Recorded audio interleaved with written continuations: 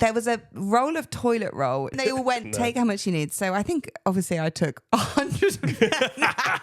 I'm joking. That's take that out. Welcome back to Talk of the Apprentice, a mini-series from Talk of the Townsends where we talk about the latest series of The Apprentice. I'm Benedict Townsend. And I'm Hannah Townsend. And you know, Hannah, usually this show, we're in the boardroom. But this week, we were in the bodroom. And let me be the first to say, boardroom. I won you back. How you doing, Han? Did you plan that joke? Yeah. Okay. A joke that good needs hours of planning. Welcome back, everybody. We're currently in matching fleeces. We are, and we're a little bit tired. We're a wee bit tired. I turned to Benedict. We were sat downstairs after having dinner, drinking a little cup of tea, and I said, Benedict, The Apprentice is on tonight. And you looked at me, you just stopped in silence for like a minute. And then you were like, oh. No, look, we love watching The Apprentice and we love doing this podcast, but, you know, sometimes you forget you have a content commitment. Yeah, it crept up on us out of nowhere. It's Thursday. Felt like we were just in Thailand for the White Lotus. Spirits were high, though, because this was a very fun episode. This was a very fun episode. This was an episode that was clearly produced in collaboration with the Turkish Tourist Board. You think so? You don't think they were just suddenly very passionate about Turkey, eh? Let's start from the top. So Lord Sugar wasn't there. Yeah, once again, anytime Lord Sugar has to like go anywhere that isn't the boardroom, he's always conveniently got a meeting. It's an iPad. He's never turned up to a single airport, has he? Which also, you get it. Like, fair. I mean, they got up so early. They had 20 minutes to pack, apparently. If you were a man of his age, his stature, his calibre and his calendar. Well. And then the BBC's going, hey, Lord Sugar, can you go to, Heathrow Airport for 3 hours to stand on the tarmac and read a script? You'd be like, sling your hook, mate. Yeah, I'll be on the iPad, actually. Can I say up top, I feel like they really rigged the teams this week on The Apprentice. One team was clearly full of all the much more competent people, and one team was a clown team of madness. I would agree with that. What's going on with Malika from The Apprentice? Because she put herself up for sub PM. Yeah. And then Mia was like, actually, I'm going to be sub PM. I'm the most competent one. Well, also, I'm literally like a chef for like a cooking task. I know, but something's going on with Malika. I'll tell you what's going on. Great TV. I would agree with that also. There's definitely some kind of bad blood or tension between Malika and the other candidates, because anytime she puts herself forward for anything, everyone was always just like, no. Yeah, and I almost feel like they like her outside of the show. Yes. But they don't think she has any capabilities, and that is why they don't like her as part of a team, because she is worse than a do-nothinger. She's actually like makes things longer and more annoying. Yeah, you have those people who fade into the background, and we saw that in the firing this week, potentially.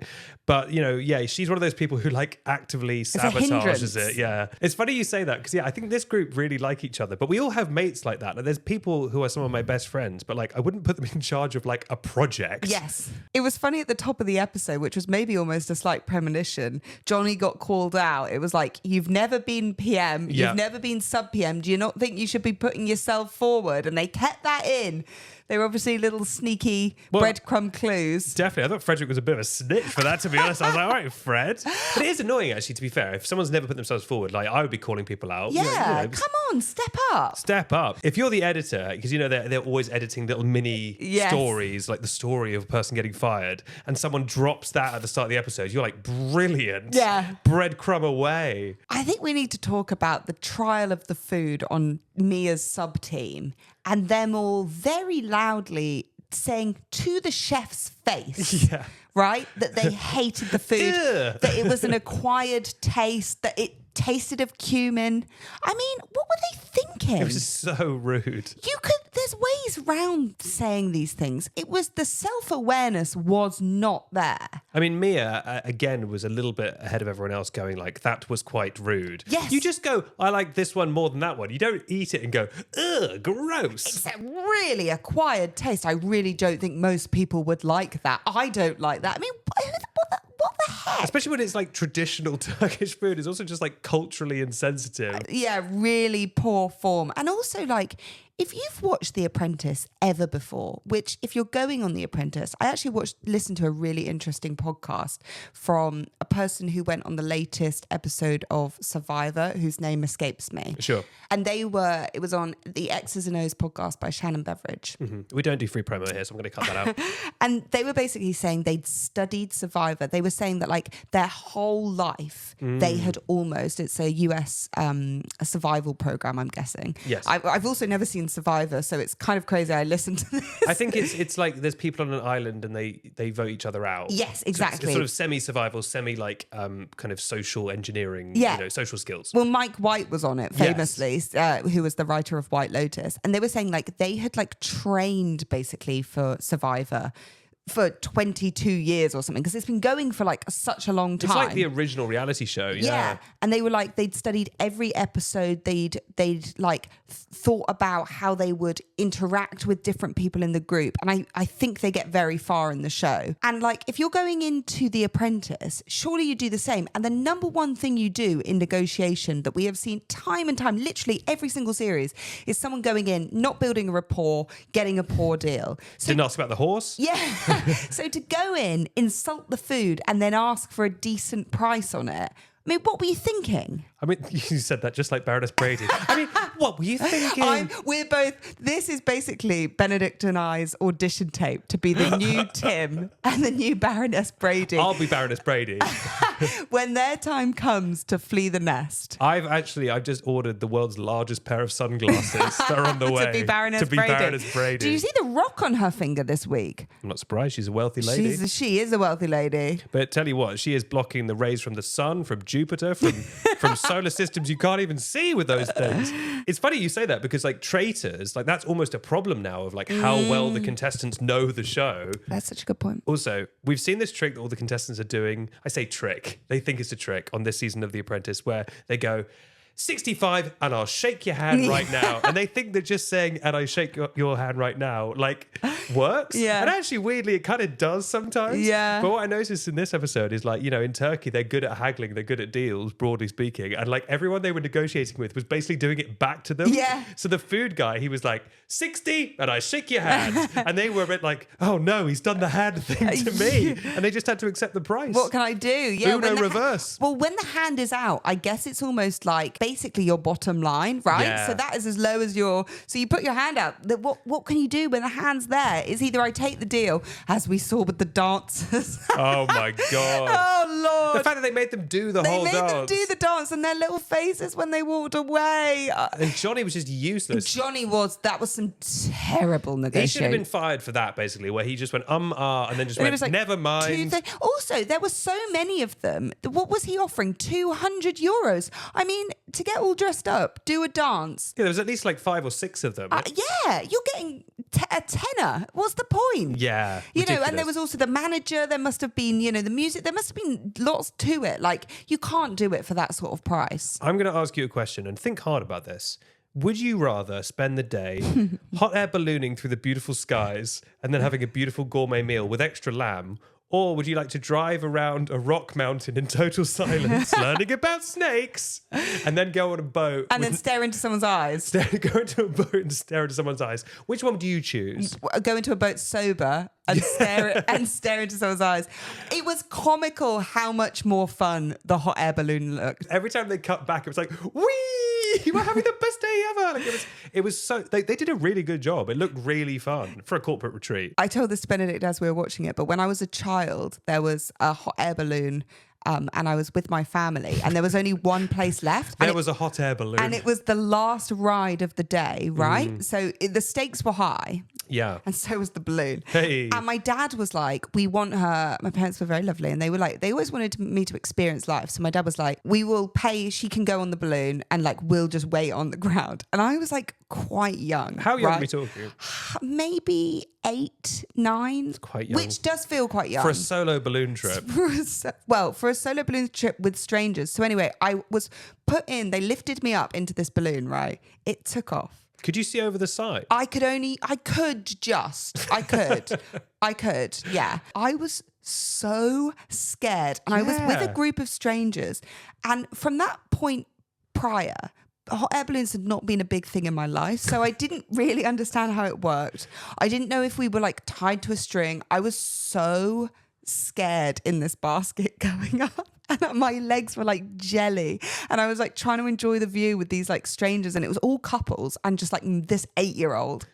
I've seen videos from people where they're like, it's not what you think it's like. Like apparently they can't really control where it lands. No, it kind of just lands wherever. Yeah, I mean, we were tethered. Okay, you were tethered. We were tethered. Where was this? Was this within the Great British Isles? It was within the Great British Isles, but I was very scared. So you wouldn't have enjoyed that trip? One contestant on The Apprentice is getting away with something that I feel no one else is getting away with. Yes. Well, actually, I'll correct that. None of the other females are getting away with. Okay. Mia's wardrobe. Yeah, how come she doesn't have to wear the bright colours? Like, it's famously a thing in The Apprentice that everyone has to dress like a pack of highlighters. All the women look like the Wiggles. Yeah. I think contestants have even spoken about it outside the show. They're always right? like, this isn't what I would usually wear, but they make you wear it. But every week, like Mia's just like in a shirt, in a dark dress. I'm like, what's going on there? How come Mia doesn't have to wear the outfits? Yeah, everyone else is in like pink and orange. She was in like a tasteful grey dress this week. Tasteful. I will say, I do like what she's been wearing. She's been serving. And she is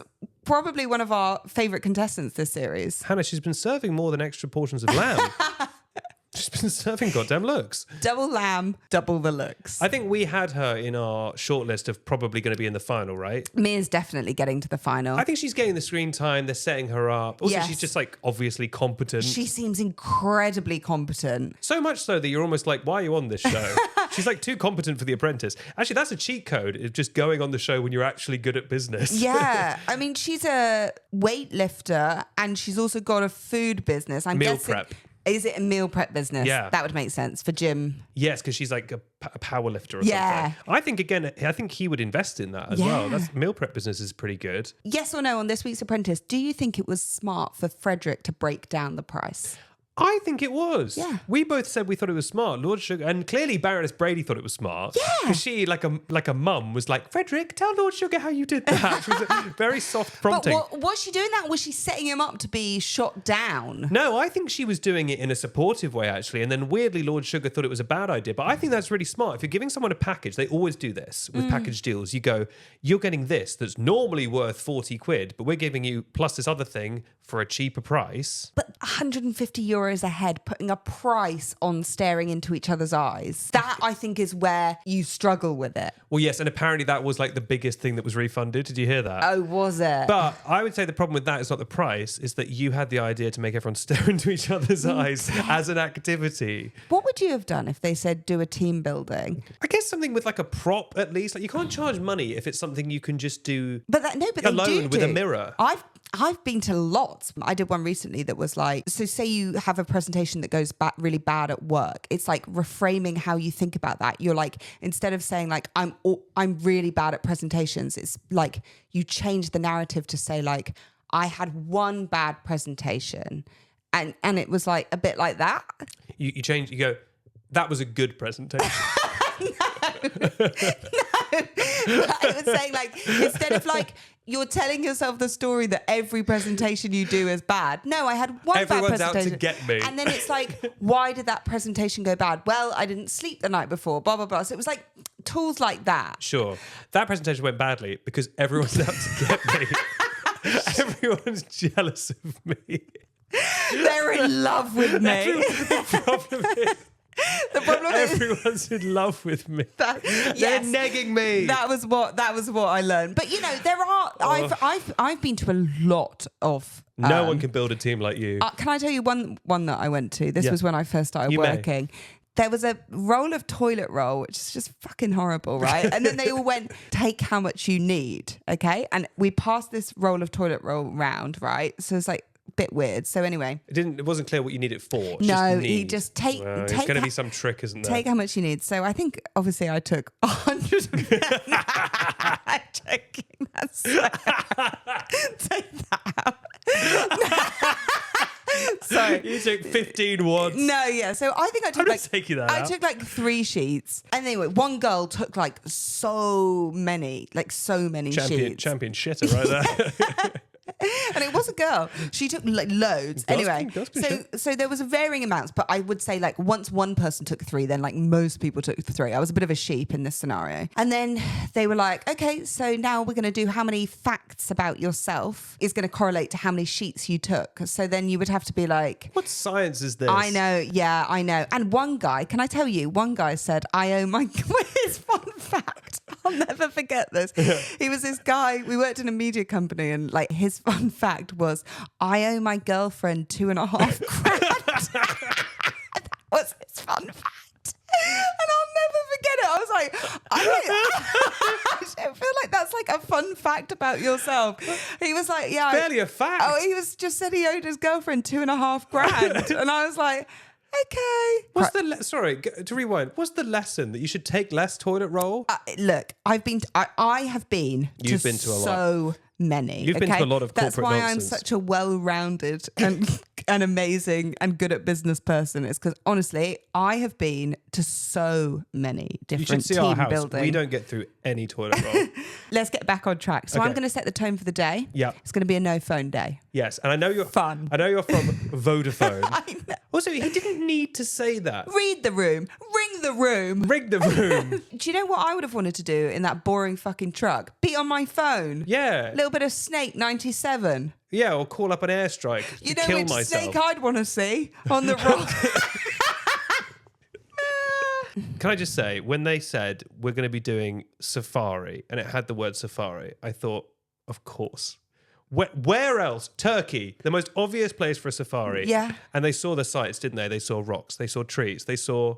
Well, Pine trees? They didn't actually see the snakes. They heard about snakes. They heard about snakes. It looked so boring. Yeah, that looked incredibly that boring. Extended shot they left in of the silence in the back of the car, it just didn't end. I imagine the cameraman being there just like... Can you imagine being that poor cameraman who has to go through all of that and hold a camera? And Vodafone. The Vodafone were like giving quite vocal feedback about how crap it was, which is hard.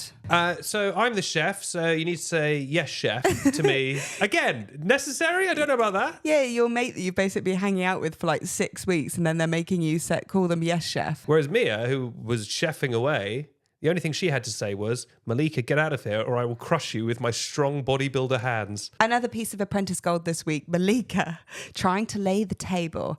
How many people does it take to change a light bulb? How many Malikas does it take to lay a table? Mia, and I quote, I don't think it takes a lot of initiative to lay a table. She was firm but fair. Seriously? That was the politest way you can say to someone, fuck off. Yeah. I've ever heard. She was so like, Malika, shut up. Because How was she overwhelmed by laying a table for 10 people? And it was just 2 pieces of cutlery. It looked like a spoon and a fork. And nothing else. And then she didn't put... No glasses? The wine wasn't in ice buckets? The wine was just hot. When they got back from the hot air balloon and they were like, the balloon should be hot, but the white wine?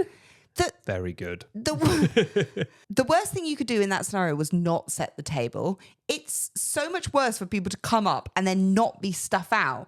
Even if she thought she was doing it wrong, which, how could she?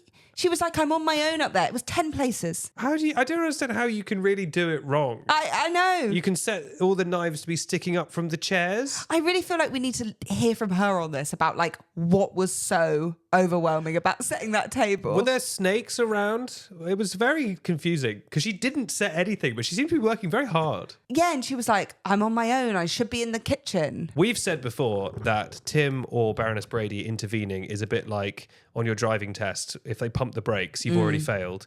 Baroness Brady having to step in and be like, they want wine, give them wine. Yeah. That's rough. I mean, they'd already very much lost by that point, but that's rough. Yeah, that is rough. They were so vocal about how much they wanted the wine, though, to go back out there.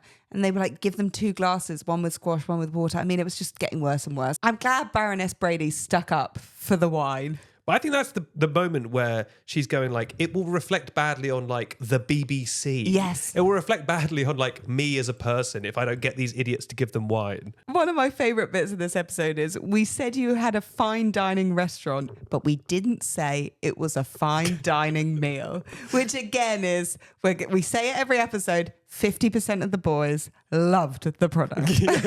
They can spin. And then they all agreed. They were like, their expectations were too high. Yes. It's the children who are wrong. They literally were like, it's their fault. It's their fault. One of my favorite types of restaurant is a fine dining restaurant with the worst food.